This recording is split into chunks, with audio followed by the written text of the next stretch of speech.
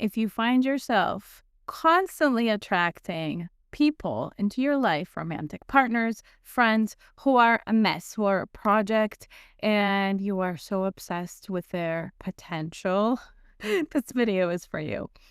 If you find yourself like a little octopus, just like reaching desperately and hoping and praying that they will change in the ways that you can see in the potential that they can meet for you, I want to share my story with you because I have been a fixer my entire life. And this occurred because of my childhood.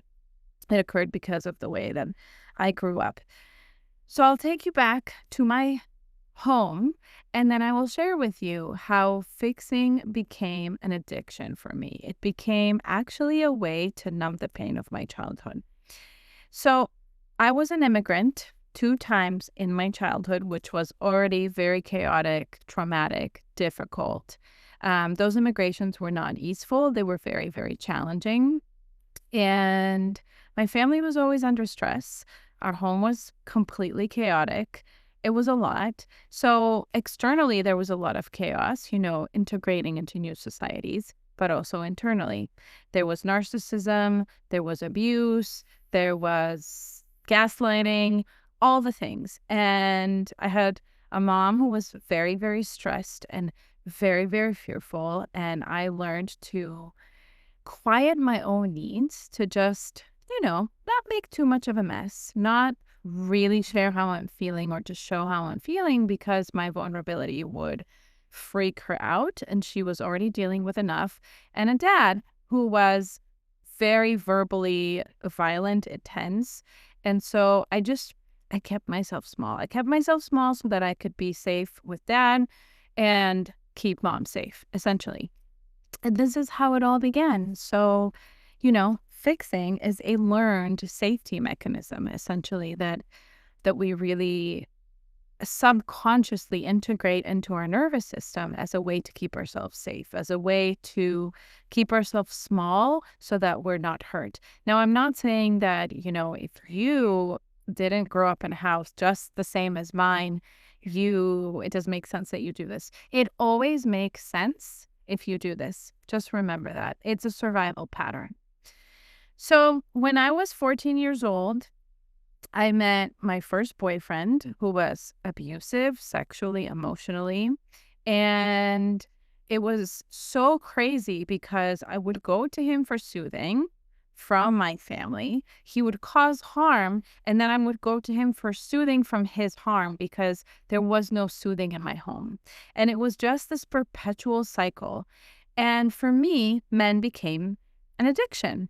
They became a way to soothe the pain that I was feeling in my home that I couldn't express. I just had no safe space to really share those uncomfortable feelings.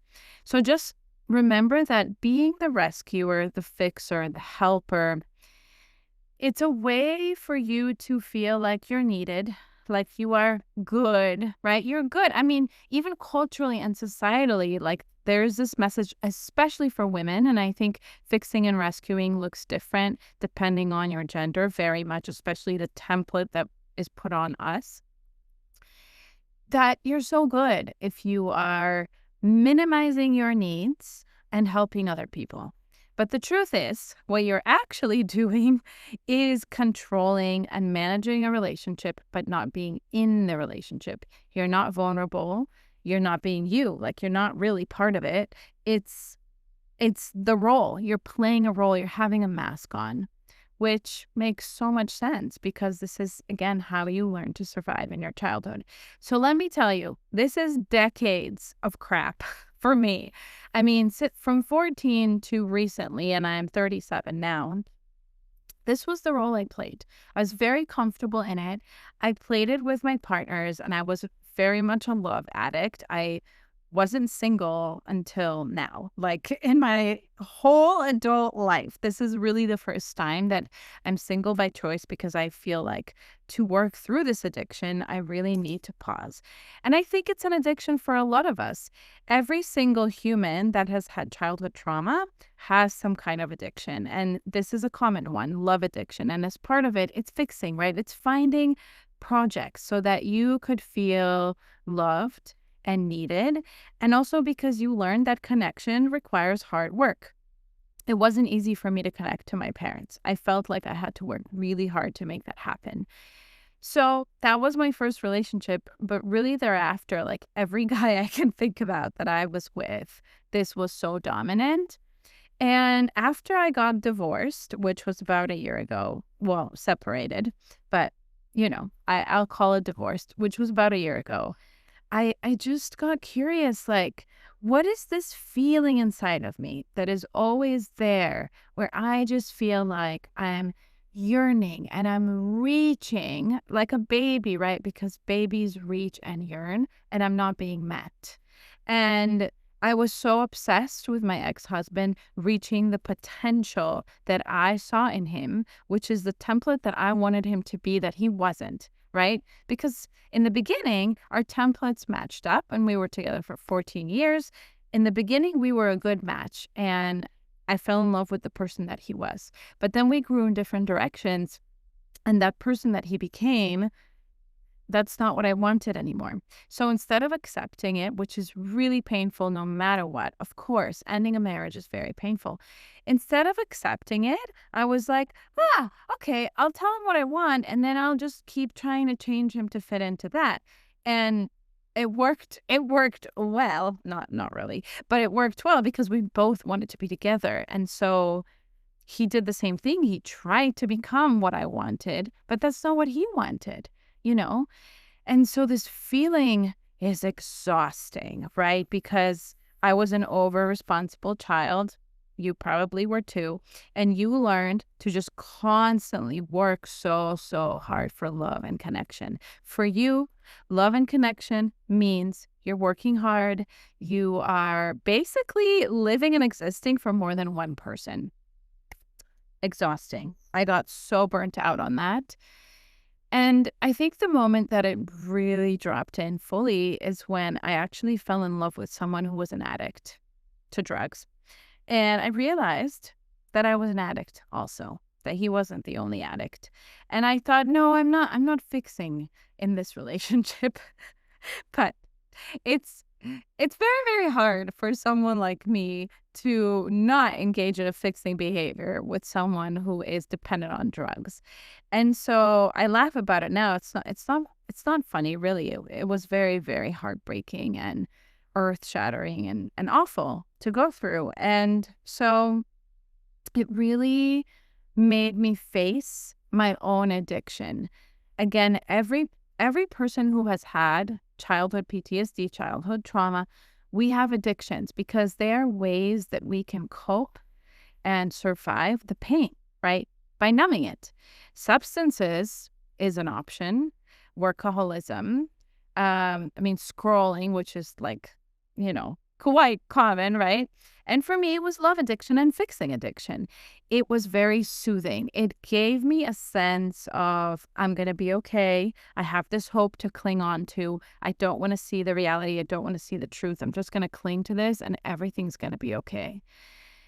And I started to realize that I have no freaking clue what I actually need and feel. That was the other thing. I started to notice that in situations that were very triggering in relationships for my nervous system, I couldn't feel myself. Like I would just go numb. And so I couldn't feel my feelings. And then I also couldn't feel my needs at all. I wasn't in touch with myself. And I was dissociated for most of my life in general because of trauma. And so slowly I started to create a really beautiful relationship with my emotions. But that relationship broke down even when I was practicing somatics and all these beautiful tools. That relationship was like non-existent in relationships. Like I lost myself to another person. And that's why I really wasn't in those relationships, right? It was a role that I learned to play, but I wasn't vulnerable. And the other thing that happened is with this person who was an addict, I actually became vulnerable. So it's not black or white, right? Even though I was a fixer, I started to practice actually showing my heart, being way more vulnerable than I've ever been. And that felt so good. And I was like, oh my God, like, I want this. I want to be me in relationships. I want to experience being seen. Because the thing is, if you don't show yourself, what are people going to see? They're not going to be able to see you because you're hiding in this role. And I must tell you, it wasn't only in romantic relationships. This pattern was in my friendships, in my work. I lost many friends because I literally played like their therapist. It was so wild. So if this is you, if you're like listening to this and nodding along and you know how painful it is when you fall in love with people that are just like not meeting you. They're not meeting you. They're not really seeing you. They're not tuning to you fully. They're not giving you really, really what you want. And you start to get smaller and smaller and smaller. You need to join my free masterclass on this. It's going to lay out a step-by-step approach I have created to work through this on a very deep level, to work through this on a somatic body-based level and very compassionately, because this stuff is painful. It's truly painful, and it's not um, it's not something to be ashamed of or embarrassed about, even though I get it, that it could be very, very embarrassing. And sometimes I definitely felt that way. But it's a part of you that just really needs to be seen. So I've created this 8-step process to work with this that is really, really powerful. And each step I feel like is going to completely transform you. So I am so incredibly excited for you to join this masterclass. I'm going to put a link to it down below, so please check it out and please join to learn so much and to also practice some really powerful somatic practices to get you there. I will see you there.